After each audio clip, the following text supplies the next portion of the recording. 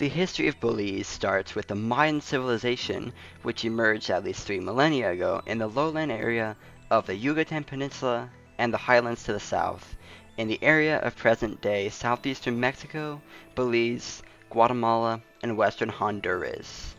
Many aspects of this culture persist in the area, despite nearly 500 years of European domination. Prior to about 2500 BC, some hunting and foraging bands settled in small farming villages. They domesticated crops such as corn, beans, squash, and chili peppers. Quick side note, when I hit 500 subscribers on my channel, I will make a very special video that is geography related, that will be the ultimate guide to GeoGuessr. So let's hit that goal.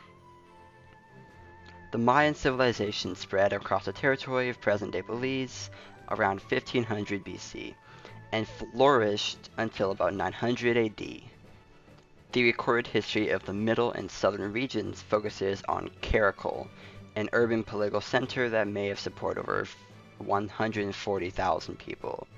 North of the Maya Mountains, the most important political center was Lamanai. In the late Classic era of Mayan civilization, 600 to 1000 AD, an estimated 400,000 to 1 million people inhabited the area of present-day Belize, which is more people than modern-day Belize, funnily enough. But then the European powers arrived. Spanish conquistadors explored the land and declared it part of the Spanish Empire, but they failed to settle the territory because of its lack of resources and the tribes of the Yucatan defending their land. English pirates sporadically visited the coast of what is now Belize, seeking a sheltered region from which they could attack Spanish ships and cut logwood trees.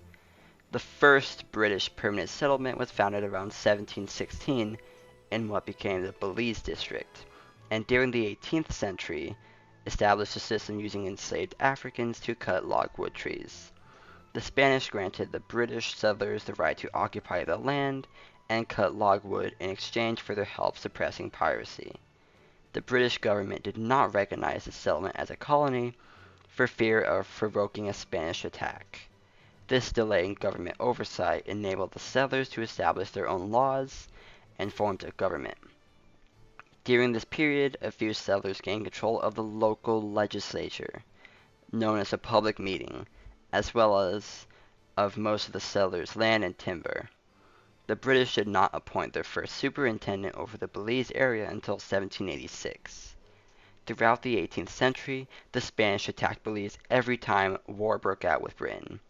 The Battle of St. George's Caye was the last of such military engagements in 1798 between a Spanish fleet and a force of baymen and their slaves. From the 3rd to 5th of September, the Spaniards tried to force their way through Montego Cay Shoal, but were blocked by defenders. Spain's last attempt occurred on September 10th, when the baymen repelled the Spanish fleet in a short engagement with no known casualties on either side. The anniversary of the battle has been declared a national holiday in Belize and is celebrated to commemorate the first Belizeans and the defense of their territory taken from the Spanish Empire. In the early 19th century, the British sought to reform the settlers, threatening to suspend the public meeting until it observed the government's instructions to eliminate slavery outright. After a generation of wrangling, slavery was abolished in the British Empire in 1833. In 1836, after the emancipation of Central America from Spanish rule, the British claimed the right to administer the region. In 1862, the United Kingdom formally declared it a British Crown colony, subordinate to Jamaica, and named it British Honduras. Since 1854, the richest inhabitants elected an assembly of notables by central vote, which was replaced by a legislative council appointed by the British monarchy. As a colony, Belize began to attract British investors. The Great Depression of the 1930s caused the near collapse of the colony's economy as British demand for timber plummeted.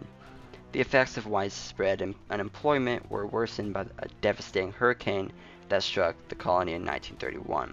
Perceptions of the government's relief effort as inadequate were aggravated by its refusal to legalize labor unions or introduce a minimum wage. Economic conditions improved during World War II, though. as many Belizean men entered the armed forces or otherwise contributed to the war effort. Following the war, the colony's economy stagnated.